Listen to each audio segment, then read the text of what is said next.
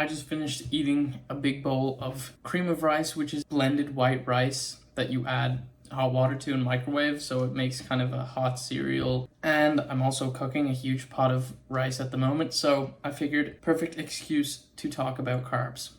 I have had to tell so many people that in fact carbs do not make you fat. I hear it all the time. That's the last thing that people can't kick. I'm addicted to carbs. I just love carbs too much. Me too. I eat carbs all the time. I eat carbs in 3 or 4 out of my 4 meals. Carbs are not the problem. What are some other things that we often hear about carbohydrates? Eating carbs at night turns straight into fat. Also just not true. The kind of carbs that people tend to eat at night are more high calorie. Like people will eat chocolate or cake or pastries, or they'll drink soda. They'll have things that are generally higher in simple carbs, so they're easier to eat, they're less filling, they have more calories. Often those things will also have a lot of fat in them. People say that sugar or insulin spikes turn into fat straight away. That's not true. There's a conversion process by which nutrients are turned into fat, which I'll get into a little bit later.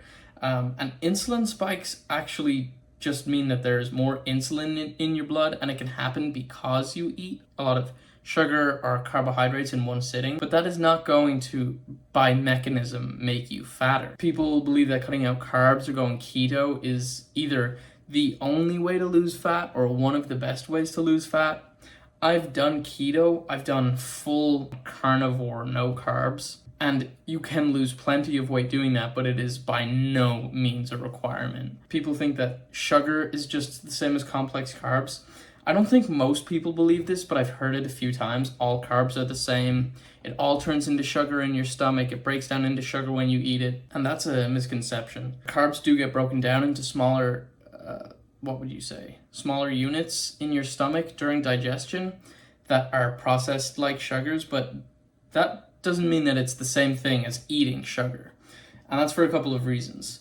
For one, let's take an example of sweet potato. Let's say sweet potato versus table sugar. So table sugar is pure sugar. There's nothing else in it. It's going to be just glucose, fructose. That means it's going to be digested very quickly because there's only one element. There's nothing slowing digestion. You're just consuming the purest form of carbohydrate, so it can be absorbed very quickly into your bloodstream. This isn't bad in and of itself either. A lot of endurance athletes will consume a lot of sugar before or during races to keep energy high and to keep blood flow full of quick digesting carbohydrates. That's because carbs are a great energy source. But on the other hand, we have sweet potato. Sweet potato is full of micronutrients and fiber. Fiber is much harder to digest than other carbohydrates, and it slows digestion.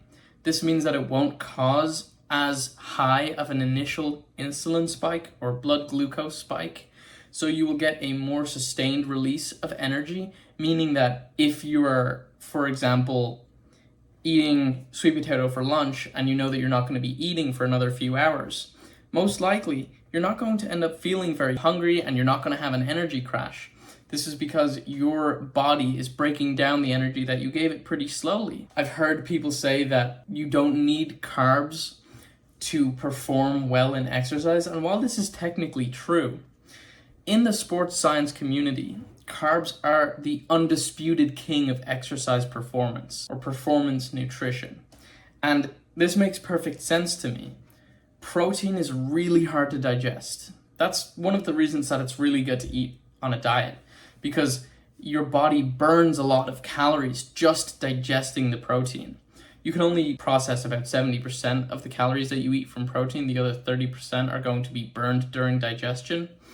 And if you take fat is much harder to digest as well. It's higher calorie per gram and it breaks down really slowly in your body. Carbs can be digested really quickly, depending on the carb source. Like I said, some carbs are going to take longer to digest than others. But speaking generally, carbs will digest faster than the other 2 macronutrients. This means that if you're eating carbs before a workout, you can get a really fast release of energy. You can raise your blood glucose levels, which means that you're going to have a ready supply of energy for your lift or for your endurance event. This is ideal for athletes. It's something that I've come to in time. When I think back to when I tried dieting on really low or zero carbs, my performance was way inferior to how it is now. And I'm dieting currently. I eat carbs before and after a workout now. I used to eat nearly no carbs, and when I did, it would be a very small amount before my workout, because I did know and I could feel that my workouts were better when I had a little bit of carbs. If you have a reason for eating a low carb diet, go for it. If your doctor told you to eat a low carb diet, I'm not a doctor. But if you're just trying to lose weight or get in better shape, cutting carbs is not going to do that.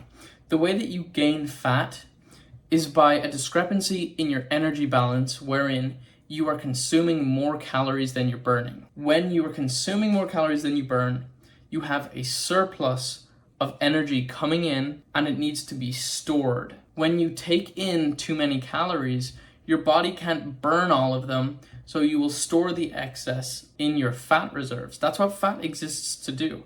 It's an energy balance bank. It's where you keep excess calories for future use. It has nothing to do with the number of carbs that you eat in a day. You can get really fat eating lots of carbs. You can get really fat eating nearly no carbs.